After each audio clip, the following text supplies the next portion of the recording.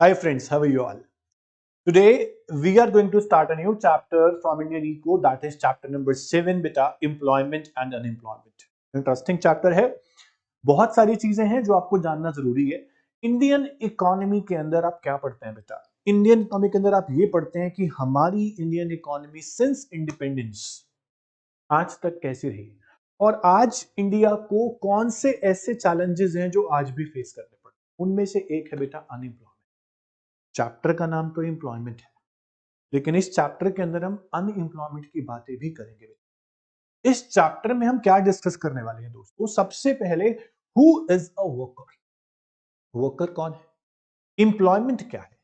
Employment क्या है के बाद पढ़ेंगे बेटा लेबर फोर्स क्या है, लेबर सप्लाई क्या है, वर्क फोर्स क्या है, अनएम्प्लॉयमेंट रेट क्या होता है, पार्टिसिपेशन रेट क्या होता है।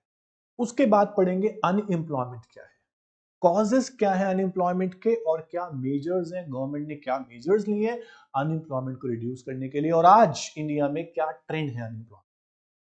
तो ये सारी बातें करेंगे। सबसे पहले शुरू करेंगे इंट्रोडक्शन से। शुरू करते हैं बेटा chapter number 7 employment and unemployment from Indian eco. तो सबसे पहले हम बात करेंगे दोस्तों इंट्रोडक्शन।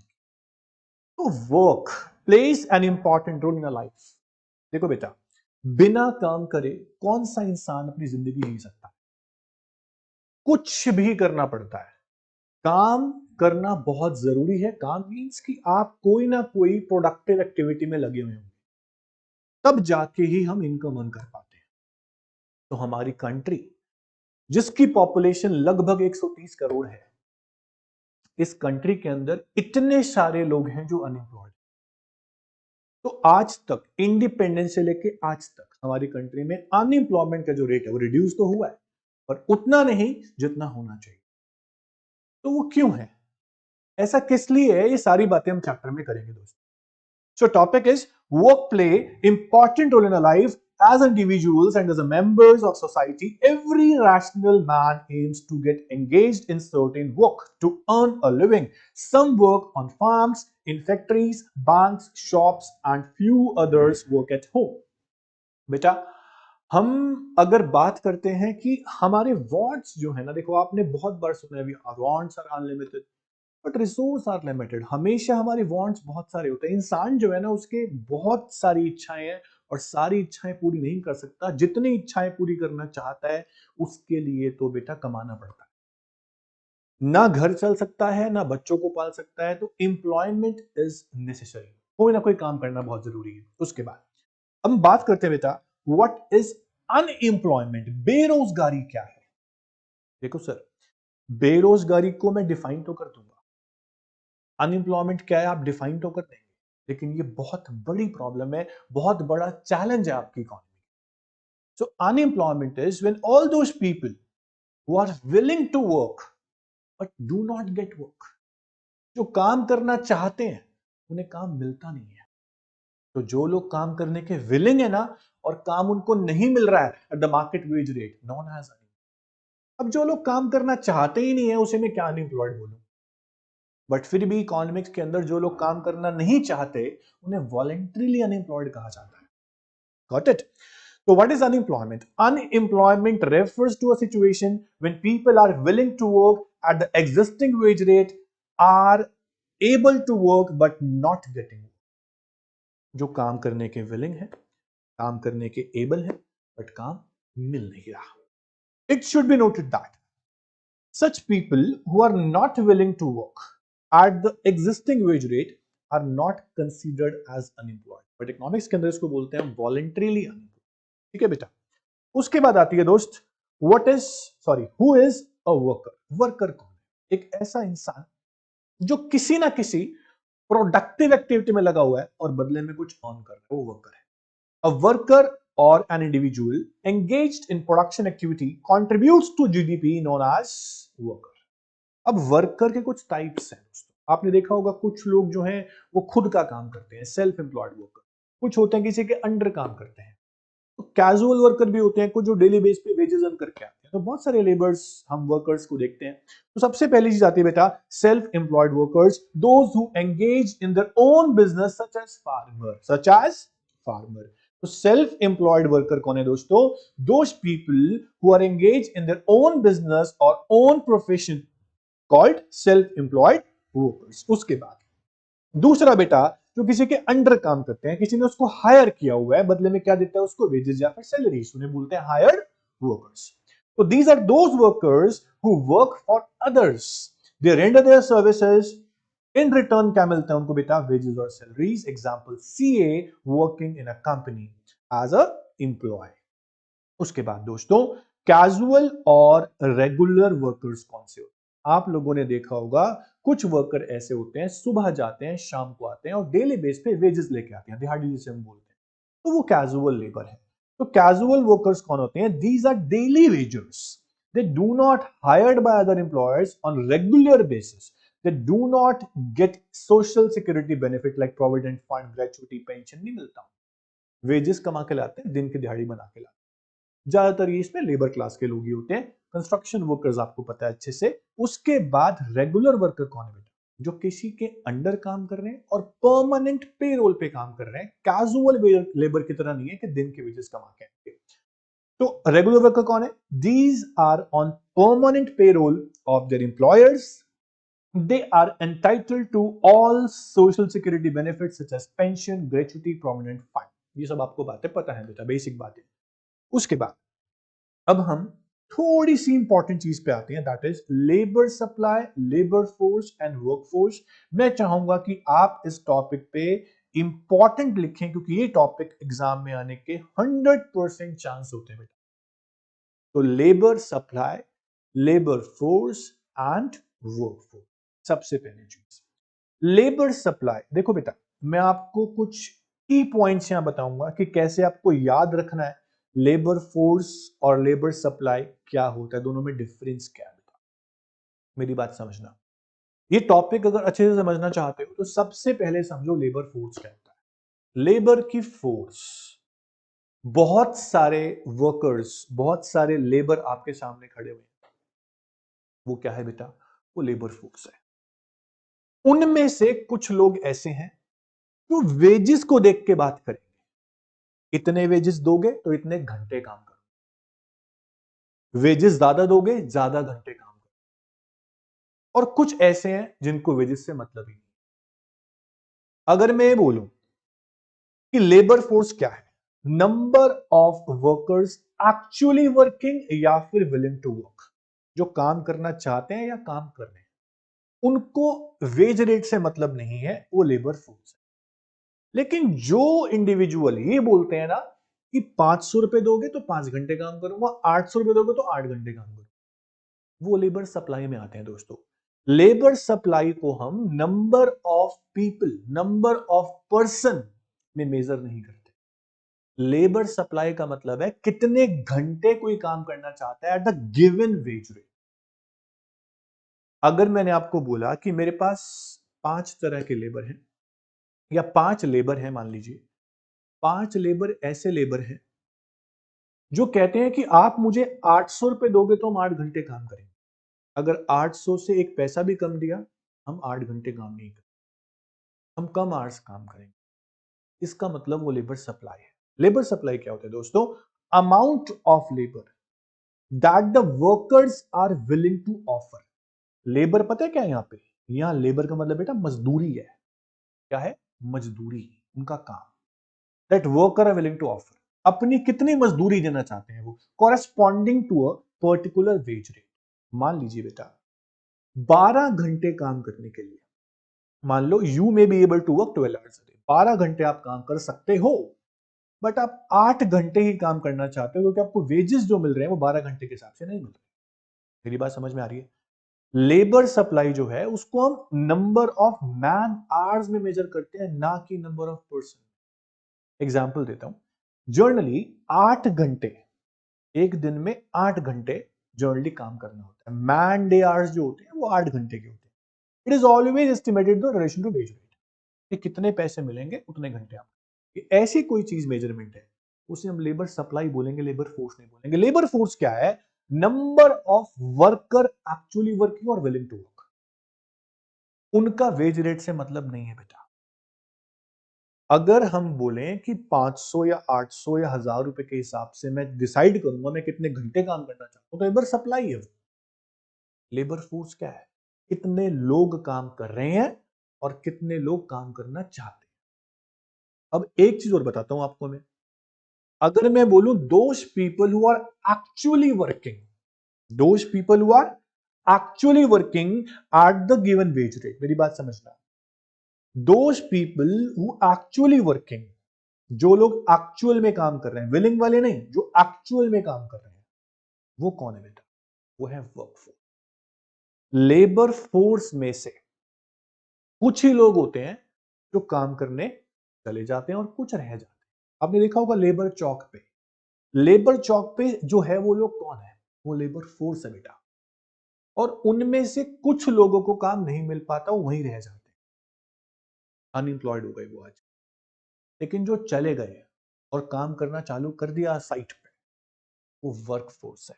तो work force is a part of labour force. अगर मैं लेबर फोर्स में से वर्क फोर्स को घटा दूं, तो जो लोग बचे वो कौन है बेटा? वो अनएम्प्लॉयड है। मेरी बात समझ में आ रही है आपको? तीन चीज याद रखो, labour supply is related to wages, और ये नंबर ऑफ आवर्स में मेजर की जाती है। नंबर टू, लेबर फोर्स में क्या आता है? जो लोग विलिंग टू वर्क है और जो एक्चुअली वर्किंग है, दोनों आएंगे। It is not related to wage rate. Work force में क्या आता है? जो लोग एक्चुअल में काम करना चालू कर दिए हैं, पार्ट ऑफ वर्क फोर्स। अब मेरी बात समझना, वर्क फोर्स कैसे निकालते हो आप? जितनी लेबर फोर्स लेबर चौक पे थी, उसमें से जो बच गई, जो गई नहीं, number of person not working but willing to work थे पर जा नहीं पाए, तो जो बच गए वो क्या है बेटा? जो चले गए वो वर्क फोर्स है। लेबर फोर्स में से आप वो घटा रहे हो जो वहां खड़े हुए हैं, जो बच गए हैं। तो कौन से बचे? जो एक्चुअल में काम कर रहे होंगे, वर्क फोर्स। अगर मैं आपको बोलूं कि लेबर फोर्स में से वर्क फोर्स को घटा दो, जो लेबर फोर्स लेबर चौक पे खड़ी थी, उसमें से जो चली गई उसको हटा दो, अब जो बची वो कौन है? वो तो खाली खड़ी हुई है, वो तो अनएम्प्लॉयड है। तो अनएम्प्लॉयमेंट अगर निकालनी हो, नंबर ऑफ अनएम्प्लॉयड पर्सन निकालना हो, तो आप लेबर फोर्स में से वर्कफोर्स को माइनस कर दीजिए। वर्कफोर्स निकालना हो तो लेबर फोर्स में से वो माइनस करिए जो अभी विलिंग टू वर्क है पर काम नहीं पा। मेरी बात समझ में आ रही है? ओके। लेकिन अगर आपको अनएम्प्लॉयमेंट रेट निकालना है इन टर्म्स ऑफ परसेंटेज, तो कैसे निकालें?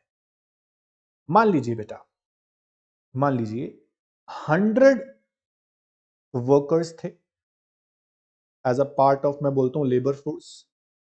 100 वर्कर जो थी वो लेबर फोर्स थी बेटा, ठीक है। इसमें से 80 वर्कर जो हैं वो काम पे चले गए और एक्चुअल में काम कर रहे हैं, वो वर्क फोर्स है बेटा। लेबर फोर्स में से वर्क फोर्स को घटा दिया। अब जो 20 वर्कर बच गए वो अनएम्प्लॉयड है, मुझे इनका परसेंटेज निकालना है, क्योंकि मुझे अनएम्प्लॉयमेंट रेट निकालना है। तो मैं कैसे निकालूंगा? अनएम्प्लॉयमेंट, सॉरी, अनएम्प्लॉयड पीपल यानी कि 20 डिवाइड बाय लेबर फोर्स मतलब 100 इंटू 100। ये 20% जो है आपका क्या आ गया बेटा? अनएम्प्लॉयमेंट रेट आ गया। मेरी बात समझ में आ रही है?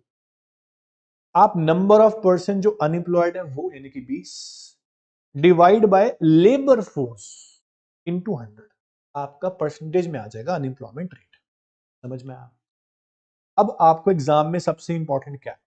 एग्जाम में आपको बेटा लेबर फोर्स और लेबर सप्लाई में बहुत बार डिफरेंस देखने को मिलता है, तो इसको बहुत अच्छे से करना है। बहुत सिंपल है। लेबर सप्लाई जो थी वो अमाउंट ऑफ लेबर जो एक गिवन वेज रेट पे लेबर देना चाहता है, मतलब कि नंबर ऑफ आवर्स और वेज रेट की बातें यहां पे हो रही हैं। वेज रेट ज्यादा होगा, नंबर ऑफ आवर्स ज्यादा काम कर देंगे, हम बात कर रहे होगी। तो it refers to supply of labour corresponding to different wage rate, ठीक है। सप्लाई ऑफ लेबर जो है is measured in terms of hours या man days of work. Man day क्या होता है? एक मैन डे बराबर 8 hours, and is always related to wage rate. But जो लेबर फोर्स है वो कौन है? नंबर ऑफ पर्सन है जो काम कर रहे हैं या फिर विलिंग टू वर्क है। It is not related to wage rate. लेकिन जो लेबर सप्लाई है उसमें एक और डिफरेंस भी है कि लेबर सप्लाई को आप बढ़ा और घटा सकते हो बिना लेबर फोर्स को बढ़ाए और घटाए। ये कैसे हो गया सर? सर मान लीजिए 10 वर्कर मेरे पास हैं लेबर फोर्स के अंडर, मैं 10 के 10 रखता हूं, फिर भी मैं लेबर सप्लाई बढ़ा सकता हूं। मान लीजिए वो 10 लेबर जो है वो एक दिन में 8 घंटे काम करना चाहते हैं 800 रुपए लेके, ठीक है, लेबर सप्लाई है। मैंने बोला 1000 ले लो, लेकिन 10 घंटे काम करो। अब 10 के 10 वर्कर 10-10 घंटे काम करेंगे। देखो जब 800 रुपए वेज रेट था, 10 वर्कर जो थे वो सारे वर्कर दिन में 8-8 घंटे काम कर रहे, टोटल हो गए 80 घंटे 800 वेज रेट पे। अब मैंने बोला 1000 रुपए दूंगा, लेकिन काम ज्यादा करो। अब वो 12-12 घंटे काम कर रहे हैं, तो 120 आवर्स हो गए, लेकिन बंदे अभी भी 10 हैं। मैंने बोला लेबर फोर्स मैंने नहीं बढ़ाई, 10 के 10 वर्कर है, लेकिन नंबर ऑफ आवर्स तो बढ़ गए, और नंबर ऑफ आवर्स बढ़ गए काम करने के मतलब लेबर सप्लाई बढ़ गया, क्योंकि लेबर सप्लाई को नंबर ऑफ आवर्स मेजर करते हैं बेटा। मेरी बात समझ में आ रही है? तो लेबर सप्लाई हम बढ़ा और घटा सकते हैं बिना लेबर फोर्स को बढ़ाए और घटाए। मेरी बात समझ में आ रही है बेटा? लेकिन जो लेबर फोर्स है वो नंबर ऑफ पर्सन में ही होती है। नंबर ऑफ पर्सन बढ़ेंगे घटेंगे, लेबर फोर्स बढ़ेगी और घटेगी, सिंपल सी बात। समझ में आया कुछ? नहीं समझ में आया? ब्रीफ में दोबारा समझा रहा हूं, इस पूरे टॉपिक को ढंग से सुन लो बेटा, काम की चीज है, ढंग से सुन लो। सबसे पहली बात, लेबर फोर्स क्या होता है, लेबर सप्लाई क्या होता है, वर्क फोर्स क्या होता है। फिर से बता रहा हूं आपको मैं एक बार। मेरे पास 20 वर्कर हैं टोटल, 20 लेबर बोल लो, 20 वर्कर बोल लो, जिनमें से सारे के सारे लेबर फोर्स जो है वो विलिंग टू वर्क है। अभी कुछ को काम मिलेगा और कुछ को नहीं मिलेगा। मेरे पास टोटल 20 वर्कर है, 20 लेबर है, ये लेबर फोर्स है, खत्म। मेरे पास 20 वर्कर सामने खड़े हैं, काम करने के लिए खड़े हैं, ऑफ कोर्स वो लेबर फोर्स है। मैंने कोई वेज रेट नहीं बोला, मैंने वेज रेट की बात करी नहीं आपसे, ना मैंने नंबर ऑफ आवर्स की बात करी, ना मैंने मैन डेज की बात करी, कुछ बात नहीं करी। मैंने बोला 20 वर्कर खड़े मेरे सामने, वो लेबर फोर्स। अब 20 में से मान लीजिए बेटा 10 लोग काम करने चले गए साइट पे और एक्चुअल में काम कर रहे हैं, वो तो वर्क में लगी हुई है ना फोर्स, तो वर्क फोर्स जो वर्क में लगी हुई है वो वर्क फोर्स। यार 20 बंदे सामने खड़े थे, वो काम थोड़ी कर रहे थे, तो लेबर फोर्स थी। उस 20 में से 10 चले गए साइट पे, वो काम करना चालू कर दिए, जो काम कर रहे हैं वो वर्क फोर्स। अब मेरी बात समझना, अब जो 10 बचे, वो 10 के 10 पता है क्या बोलते हैं? वो 10 के 10 मेरे को ये बोलते हैं कि अगर मुझे आप 800 रुपए दोगे तो हम 8 घंटे काम करेंगे, अगर 800 से एक पैसा भी कम दोगे तो हम 8 घंटे काम नहीं करेंगे। जो लेबर वेजेस को कंपेयर करके नंबर ऑफ आवर्स देना चाहे, वो लेबर सप्लाई है बेटा। लेबर सप्लाई, मैं उस बंदों को लेबर सप्लाई नहीं बोल रहा। लेबर सप्लाई का मतलब क्या है? लेबर सप्लाई मतलब कितने घंटे सप्लाई को, देखो ये पेन है, मोबाइल फोन है, कुछ भी है, इनको हम नंबर ऑफ यूनिट से मेजर करते हैं ना, यूनिट्स में, लेकिन लेबर सप्लाई को हम मेजर करते हैं नंबर ऑफ आवर्स में। मैंने बोला आज कितनी लेबर सप्लाई आई, बोलूंगा 12 घंटे। 12 घंटे लेबर ने काम किया, एक लेबर ने, तो 12 घंटे सप्लाई आई लेबर की, सिंपल। लेबर सप्लाई होता है नंबर ऑफ आवर्स। एक मजदूर काम कर रहा है, कितने वेज रेट पे काम कर रहा है, लेबर सप्लाई। यार आप सोचो कि एक ही लेबर से आप 12 घंटे भी काम करा सकते हो, वही लेबर से आप चाहो तो 4 घंटे का काम भी करा सकते हो। लेबर एक ही है, आप आवर्स बढ़ा भी सकते हो, आवर्स कम भी कर सकते हो। एक ही लेबर से आप लेबर सप्लाई को बढ़ा भी पा रहे हो और कम भी कर पा रहे हो। अभी मैंने बोला कि लेबर सप्लाई को यानी घंटों को, number of hours, labour hours को आप बढ़ा भी सकते हो, घटा भी सकते हो, बिना number of labour increase decrease किए। लेबर एक ही था, 10 घंटे करा लो चाहे 4 घंटे करा लो, number of labour remains constant. ये डिफरेंस था ना इसमें। तो लेबर सप्लाई का जो रिलेशन है वेज रेट से, लेबर फोर्स का वेज रेट से मतलब नहीं है। वर्क फोर्स कौन, जो एक्चुअल में काम कर रही है। अब आता हूं बेटा अनएम्प्लॉयमेंट रेट कैसे निकालते हैं। 100 में से मैंने बोला था 80 लोग काम करने चले गए, काम कर भी रहे हैं, तो वर्क फोर्स है। जो 20 बच के वो अनएम्प्लॉयड पर्सन है, पर परसेंटेज निकालना है, तो unemployment person divide by labour force into 100। Labour force कितनी थी टोटल 100, समझ में आया?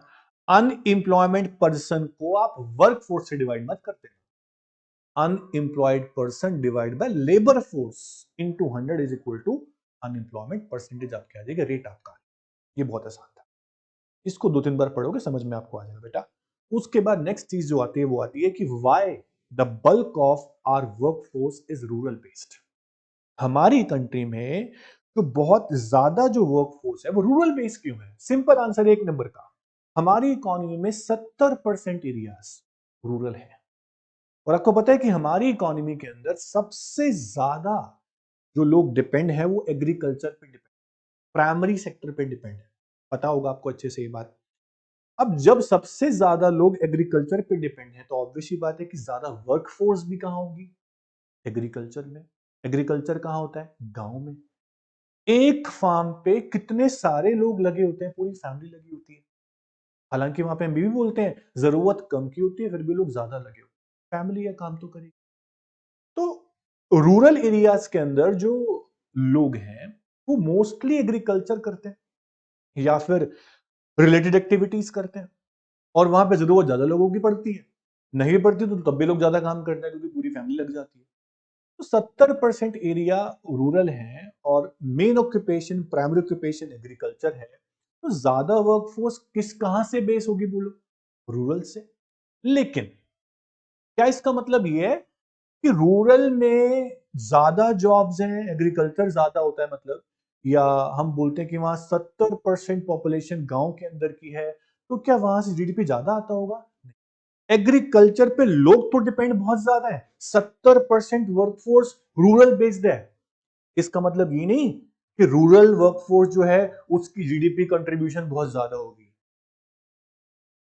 एग्रीकल्चर लेस प्रोडक्टिव होता है, इनकम कम अर्न होती है उससे।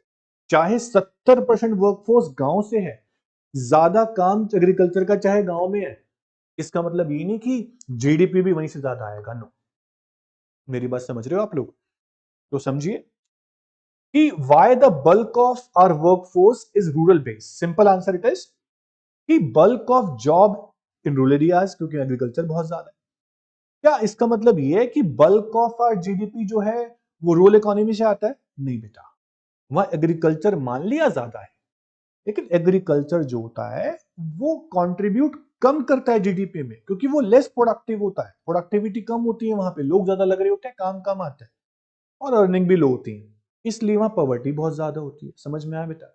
उसके बाद एक नेक्स्ट इनडायरेक्ट चीज पूछ रहा है कि why is the percentage of female worker low and lower still in urban areas. मेरी बात समझना कि फीमेल वर्कर्स जो हैं वो कम क्यों उनका परसेंटेज?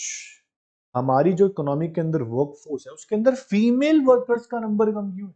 बहुत सिंपल है कि female education in India still a far cry. आज भी लोग पुराने ख्यालात के होंगे कि नहीं होंगे कि फीमेल या गर्ल को जॉब नहीं करनी, या फिर उसको बाहर नहीं जाने देना, या उसको स्कूल पढ़ाने की क्या जरूरत, ऐसी सोच आज भी लोगों की होगी ना कुछ एरियाज में। तो जब ऐसी सोच रहेगी तो सोचो कहां से फीमेल का परसेंटेज बढ़ेगा वर्कफोर्स के अंदर? नहीं ना। तो पहला रीजन तो समझ में आ गया कि एजुकेशन आज भी फीमेल के लिए जो है वो स्टिल फार क्राई है, क्योंकि आज भी कई लोग गर्ल को स्कूल भेजना नहीं चाहते हैं बेटा। उसके बाद आगे लिखा है among most families in urban areas. देखो, बात अर्बन की भी कर सकता हूं क्योंकि क्वेश्चन पूछा है कि फीमेल का जो नंबर है, परसेंटेज है वर्कर में, वो कम क्यों है, और अर्बन में भी कम, दोनों का पूछा है आपसे। अर्बन की बात करते हैं। Among most families job work for women is still govern by family decision. भाई, एक गर्ल है, ठीक है, बड़ी हो गई, अब उसकी मैरिज हो गई, अब दूसरी फैमिली डिसाइड करती है कि तू जॉब करेगी या नहीं करेगी। ये अब नया जमाना आ गया, अब ये सोच क्यों? तो आज भी कई फैमिली के ऊपर डिपेंड करता है कि हमारे घर की बेटी या बहू जॉब करेगी या नहीं करेगी, उसके खुद के ओन डिसीजन नहीं है।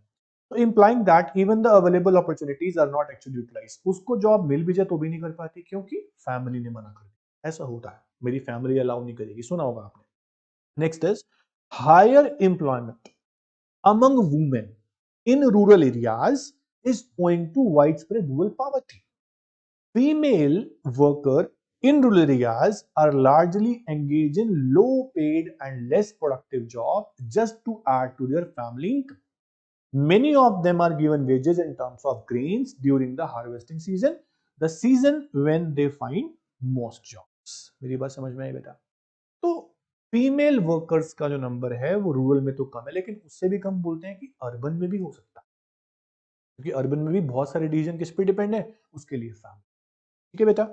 उसके बाद नेक्स्ट चीज पूछता है, ये इंपॉर्टेंट है कि इंडिया के अंदर जो पार्टिसिपेशन रेट है, ये बोर्ड के पॉइंट ऑफ व्यू से इस बार इंपॉर्टेंट है। इंडिया के अंदर जो रेट ऑफ पार्टिसिपेशन, पार्टिसिपेशन समझते हो कि पूरी कंट्री की पॉपुलेशन में जो लोग काम करने के एबल और विलिंग है, उनमें से कितने लोग एक्चुअली प्रोडक्टिव एक्टिविटी में पार्टिसिपेट करना चाहते हैं और कर रहे हैं। तो सुनिए, बोल रहे पार्टिसिपेशन क्या होता है। सबसे पहले पार्टिसिपेशन क्या होता है? It refers to participation of people in production activity. Rate of participation मतलब कितने परसेंट लोग प्रोडक्टिव एक्टिविटी में पार्टिसिपेट कर रहे हैं, and is measured as a ratio of workforce to total population of a country. Here are some statistical figures relating to rural and urban areas and the rate of participation for male and female. आपको ना दो तरह के data दिए हुए हैं कि urban population में कितने परसेंट लोग पार्टिसिपेट कर रहे हैं और रूरल में कितने कर रहे हैं। उसके बाद मेल कितना पार्टिसिपेशन है और फीमेल का कितना पार्टिसिपेशन है। ऑब्वियसली बात है, फीमेल का जो पार्टिसिपेशन रेट होगा प्रोडक्टिव एक्टिविटी में वो कम होगा, क्योंकि फीमेल को अलाउड नहीं होता है। समझ रहे हो मेरी बात? तो डेटा देखो ध्यान से कि क्या दिया हुआ है। बोलता है rate of participation for the urban area is about 43.5%। 2015-16 की बात हो रही है। और गांव के अंदर बात करें तो 53%। आपने थोड़ी देर पहले पढ़ा प्यारे बच्चों कि मोस्ट या bulk of the workforce is rural based in our India. हमारे भारत देश में जो वर्कफोर्स है वो ज्यादा कहां की है? रूरल की, क्योंकि वहां एग्रीकल्चर ज्यादा लोग करे हैं और 70% एरिया वैसे भी रूरल है, इसलिए नंबर आपको ज्यादा दिख रहा है। और इसका मतलब ये नहीं है कि पार्टिसिपेशन रेट गांव में ज्यादा है तो अर्बन के लोग खाली बैठे हुए, नहीं।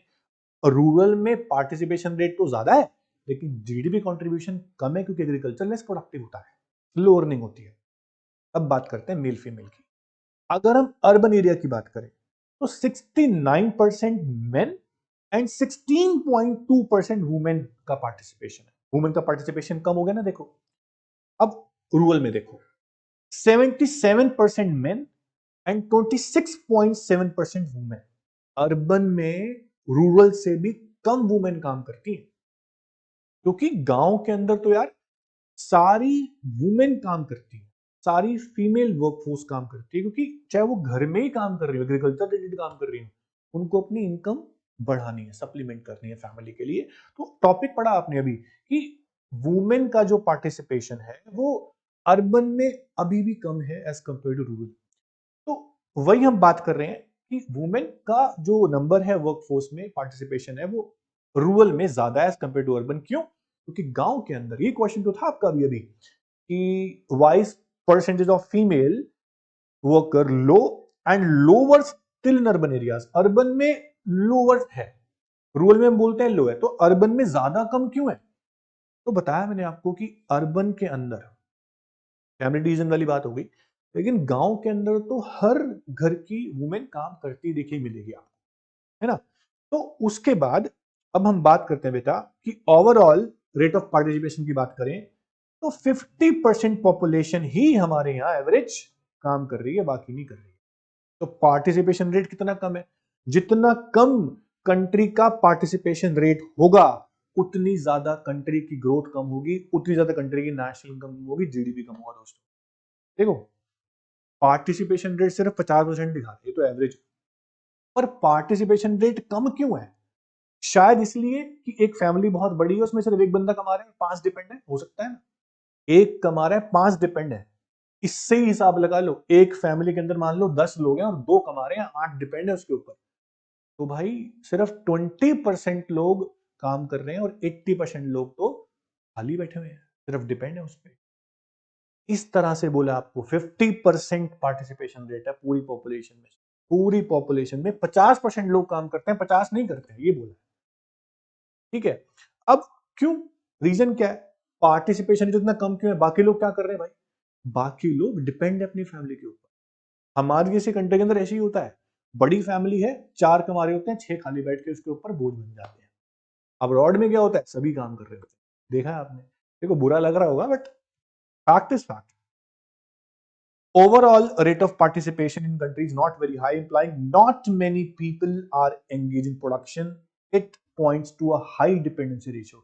What is dependency ratio? कि कितने लोग डिपेंड हैं जो बंदा काम कर रहा है उसके ऊपर। समझ रहे हो, एग्जाम्पल दे चुका हूं मैं आपको। हाई रेट ऑफ पार्टिसिपेशन चलो मान लिया कि कंट्री में हो भी जाए, but low level of productivity है गांव के अंदर, रूरल एरिया के अंदर पार्टिसिपेशन ज्यादा है, आपने पढ़ लिया होगा, लेकिन वहां पे फिर जीडीपी कम है। तो rate of participation is higher in rural areas as compare to urban, but वहां पे जो प्रोडक्टिविटी है वो कम आती है, एग्रीकल्चर का काम है, क्योंकि जीडीपी लोअर आता है वहां से, कहां से, रूरल से, एज कंपेयर टू अर्बन। समझ रहे हो। उसके बाद नेक्स्ट चीज है कि रूरल एरिया के अंदर वुमेन का पार्टिसिपेशन ज्यादा है। ठीक है, किसका, वुमेन का। अर्बन में कम है, क्योंकि रूरल में हर घर में हर वुमेन काम कर रही है, चाहे वो छोटी 10-15 साल की गर्ल क्यों ना हो। Rate of participation for women is higher in rural areas as compare to urban. कुछ ऑब्जर्वेशन दे रहा है कि ऐसा कैसे है। इन रूरल एरियाज पॉवर्टी बहुत ज्यादा है, और वुमेन को एजुकेशन के लिए अवॉइड करते हैं, बोलते तो काम ही कर ले, फैमिली की इनकम सप्लीमेंट हो जाएगी, बढ़ जाएगी। Without education people in rural areas find only less productive job and get low wages. Low wage rate is principal reason of poverty. उसके बाद बोल रहा है कि preference for even less productive job sets in motion. वहां पे लोग कम पैसे में भी काम कर लेते हैं, ये भी एक रीजन है। तो पार्टिसिपेशन तो ज्यादा है पर प्रोडक्टिविटी बहुत कम है बेटा। अर्बन की बात करूं तो यहाँ पे प्रायोरिटी देते हैं एजुकेशन को पहले, ना कि जॉब को। अर्ली एज में जॉब बहुत कम लोग करते हैं, अर्बन एरियाज के अंदर प्रायोरिटी देते हैं एजुकेशन को। ठीक है, इस वजह से यहाँ पे पार्टिसिपेशन जो वो भी लो है। अगर अर्ली एज से ही काम को हम प्रायोरिटी देंगे तो पार्टिसिपेशन बढ़ जाएगा, बट देते नहीं इंडिया में लोग। अब्रॉड में क्या होता है कि कम एज में भी पार्टिसिपेशन करने शुरू कर देते हैं, आपको पता होगा अच्छे से। तो बेटा ये चीजें ना सब कैलकुलेट करो, इनको एक्यूमुलेट करो, दिमाग में डालो कि क्या पढ़ा, रिवाइज करते हैं दोबारा से, जरूरत पड़ेगी वापस रिवाइज करने की यहाँ पर। तो टॉपिक था बेटा, देखो मैं आपको 2 टॉपिक समझाता हूँ दोबारा से। सबसे पहला कि why the bulk of our workforce is rural based, समझ में आता है भाई, गांव ज्यादा है, 70% एरिया रूरल है, और वहां पे प्राइमरी ऑक्यूपेशन, देखो रूरल का छोड़ो, इंडिया का प्राइमरी ऑक्यूपेशन एग्रीकल्चर है। तो ऑब्वियसली बात है कि ज्यादा वर्कफोर्स जो है वो रूरल बेस्ड है, लेकिन उसका रिजल्ट क्या है, प्रोडक्टिविटी कम। एग्रीकल्चर से कितनी इनकम हो जाएगी। दूसरी चीज थी कि why the percentage of female worker low in rural and even lower in urban, क्योंकि रूरल में तो वुमेन काम कर लेगी, चाहे पढ़ाई करी है चाहे नहीं की है, चाहे पैसे कम मिल रहे हैं वो काम करेगी फैमिली की इनकम बढ़ाने के लिए। अर्बन में ऐसा नहीं होता, इसलिए अर्बन में फीमेल का पार्टिसिपेशन जो है वो कम है। ठीक है, उसके बाद बेटा हमने पढ़ा पार्टिसिपेशन रेट क्या होता है, कि कितने लोग प्रोडक्टिव एक्टिविटी में पार्टिसिपेट कर रहे हैं, कोई ना कोई काम कर रहे हैं। तो रूरल में पार्टिसिपेशन ज्यादा है, किसका, फीमेल का भी और मेल का भी, अर्बन में कम है। ओवरऑल बात करें तो रूरल में पार्टिसिपेशन रेट ज्यादा है एज कंपेयर टू अर्बन, ये भी हमने देख लिया, डेटा आपके सामने है। अर्बन में 43, रूरल में 53। तो ऐसा क्यों है, क्योंकि वहां पे एग्रीकल्चर है, वही वाली बात हो गई, ज्यादा लोग काम करते हैं, वहां डिस्गाइज अनएम्प्लॉयमेंट होती है कि लोग ज्यादा काम करते हैं, जरूरत इतने की होती नहीं है, पर हम तो बोलेंगे ना पार्टिसिपेट तो कर रहे हैं, चाहे प्रोडक्टिविटी कम है। तो हम ये डेटा बता रहे थे, डेटा आपको याद करना है। उसके बाद बेटा नेक्स्ट चीज आती है हमारे पास अब, कि कंट्री में ऑक्यूपेशनल स्ट्रक्चर कैसा है, इंडिया में ऑक्यूपेशनल स्ट्रक्चर कैसा है। मेरी बात समझना, ऑक्यूपेशनल स्ट्रक्चर को मैं एक और नाम से जान सकता हूं, that is distribution of workforce by industry. मेरी बात समझना, ऑक्यूपेशनल स्ट्रक्चर, ऑक्यूपेशन समझते हो, कोई ना कोई काम, कि क्या काम करते हैं। फॉर्म भरते हो गया, पूछते हैं ना फादर का ऑक्यूपेशन क्या, मदर का क्या ऑक्यूपेशन, तो ऑक्यूपेशन मतलब क्या काम करते हो, किससे अपनी लिविंग करते हो। तो इंडिया में ऑक्यूपेशनल स्ट्रक्चर पूछ रहा है ना आपसे, तो आपको ये बताना है कि कैसे, देखो इंडिया में जितने भी लोग काम कर रहे हैं वो किसी ना किसी जगह तो काम कर रहे हैं ना। कोई एग्रीकल्चर कर रहा है, कोई फैक्ट्री में काम कर रहा है, कोई खुद का बिजनेस कर रहा है, कोई सर्विस यानी कि बैंकिंग, कम्युनिकेशन, ट्रांसपोर्ट, इंश्योरेंस में काम कर रहा है, सर्विसेज देता है, टीचर है, ठीक है, चार्टर्ड अकाउंटेंट है। तो कोई ना कोई कहीं तो काम कर रहा है ना बेटा। तो हम अगर अपनी कंट्री की वर्किंग पॉपुलेशन को, मेरी बात पे जोर देना, अगर हम अपनी कंट्री की वर्किंग पॉपुलेशन को अलग अलग सेक्टर में डिवाइड कर देते हैं ना, हम अपनी कंट्री की वर्किंग पॉपुलेशन को अलग अलग ऑक्यूपेशन में डिवाइड कर देते हैं ना, such as primary, secondary, tertiary, इसको ही बोलते हैं ऑक्यूपेशनल स्ट्रक्चर। बात खत्म हो। तो इंडिया में ऑक्यूपेशनल स्ट्रक्चर कैसा है, इस पे क्वेश्चन आ सकते हैं बेटा, लेंथी क्वेश्चन। पहले समझो व्हाट इज ऑक्यूपेशनल स्ट्रक्चर। मैंने बता दिया ना आपको, डिस्ट्रीब्यूशन, डेफिनेशन पूछेंगे क्या बोलोगे, distribution of working population into primary, secondary and tertiary. बात खत्म, सिंपल। चलो, तो क्या होता है occupational structure? We now study distribution of our workforce across primary, secondary and tertiary, briefly called occupational structure. समझ में आया? जब वर्किंग पॉपुलेशन को डिस्ट्रीब्यूट किया जा रहा हो, प्राइमरी में कितने लोग काम करते हैं कंट्री में आपकी, सेकेंडरी में कितनी परसेंट पॉपुलेशन काम करती है, टर्शियरी में कितनी काम करती है, तो क्या बोलेंगे हम, ऑक्यूपेशनल स्ट्रक्चर की बात हो रही है। प्राइमरी सेक्टर क्या होता है, जहां पे एग्रीकल्चर और अदर लैंड रिलेटेड एक्टिविटी वाला काम होता है। सेकेंडरी क्या है, जब मैन्युफैक्चरिंग हो रही है, कंस्ट्रक्शन हो रही है, इंडस्ट्री आ सकती है, फैक्ट्री आ सकती है, फर्म्स आ सकती हैं। टर्शियरी क्या है, जब सर्विस दी जा रही है, banking, communication, transport, insurance, education, health, housing, ये सब क्या है, सर्विस है बेटा। तो प्राइमरी, सेकेंडरी एंड टर्शियरी, तीन सेक्टर हमारी कंट्री में है, प्राइमरी, सेकेंडरी, टर्शियरी। अब प्राइमरी में कितने परसेंट लोग काम कर रहे हैं बताओ, सेकेंडरी में कितने परसेंट पॉपुलेशन वर्किंग है बताओ, टर्शियरी में कितने परसेंट पॉपुलेशन कंट्री में काम कर रही है बताओ, ये बताना है आपको। तो डाटा है थोड़ा सा, सुनना बेटा। A large segment of workforce, मेरी बात पे ध्यान देना, continue to depend upon primary activities to make living, independence से लेके आज तक की मैं बात करता हूं। आज भी हमारी कंट्री में 49% पॉपुलेशन, मैं बोलूंगा 47 से 49% के बीच में पॉपुलेशन आज भी एग्रीकल्चर सेक्टर यानी प्राइमरी सेक्टर पे डिपेंड है। 47 to 49% पॉपुलेशन आज भी एग्रीकल्चर पे डिपेंड है, मतलब आधी पॉपुलेशन डिपेंड किस पे है, एग्रीकल्चर एक्टिविटी। तो सोचो कि ऑक्यूपेशनल स्ट्रक्चर में प्राइमरी का शेयर 50% है पॉपुलेशन, वर्किंग पॉपुलेशन। अब 50 में से दो टुकड़े करेंगे, कुछ काम कर रहे होंगे इंडस्ट्री में, कुछ काम कर रहे होंगे सर्विस सेक्टर में। चलिए, तो अभी देखो साफ साफ लिखा है, a large segment of workforce continue to depend on primary activity. This is despite to fact that level of productivity low. चाहे प्रोडक्टिविटी कम आती है, इनकम कम आती है प्राइमरी से, फिर भी हमारी कंट्री की लगभग 50% पॉपुलेशन कहाँ डिपेंड है, प्राइमरी सेक्टर पे, as compare to secondary and tertiary. ये बहुत ज्यादा है, पर इनकम बहुत कम आती है वहां से। ये बैकवर्डनेस का साइन है बेटा। जितनी ज्यादा जिस कंट्री में लोग एग्रीकल्चर कर रहे होंगे, उतनी ज्यादा बैकवर्ड कंट्री होगी। इंडिया को बैकवर्ड बोलते हैं ना, क्यों, क्योंकि यहाँ पे सब लोग क्या कर रहे हैं, एग्रीकल्चर। 50% पॉपुलेशन क्या कर रही है, एग्रीकल्चर कर रही है। Greater employment in primary sector reveals that secondary and tertiary have failed to generate employment opportunity. मेरी बात समझ में आई? भाई ज्यादा लोग एग्रीकल्चर पे डिपेंड है, मतलब क्या है कि सेकेंडरी और टर्शियरी जॉब जनरेट कर ही नहीं पाए। इसका मतलब ये नहीं है कि लोग पढ़े लिखे हैं और जॉब जनरेट नहीं कर पाए।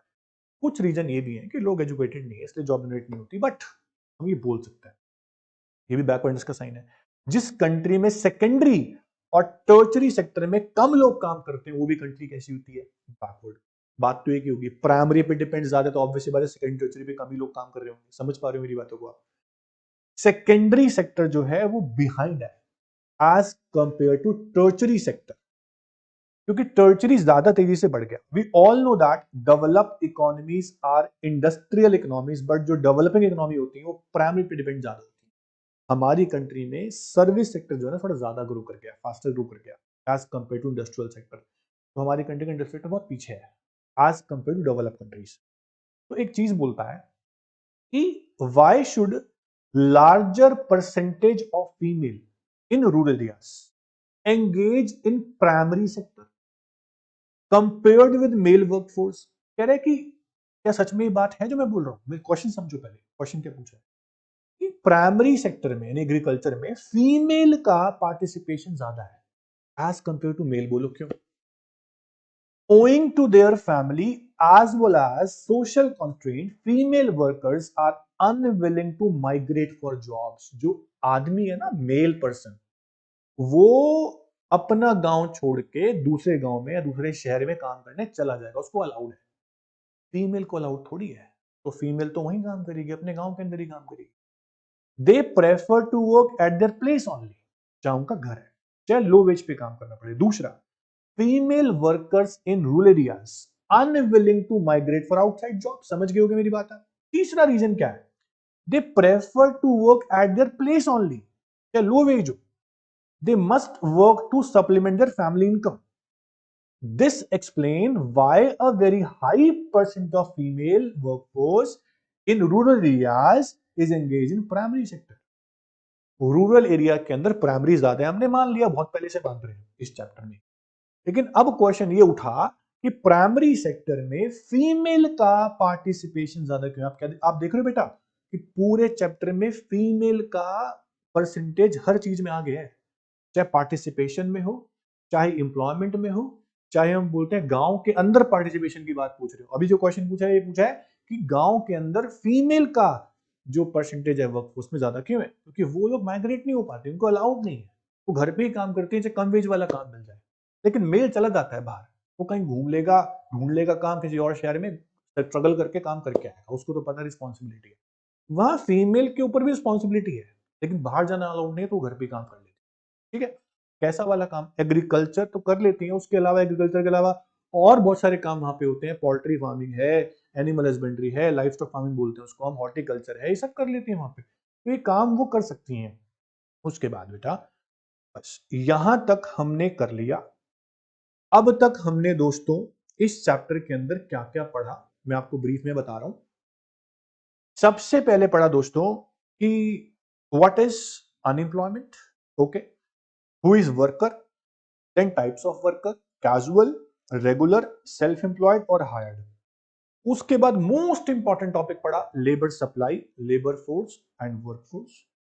उसके बाद डिफरेंस पढ़ लिया। देन हमने पढ़ा कि why bulk of our workforce is rural based, समझ में आपको अच्छे से आया होगा।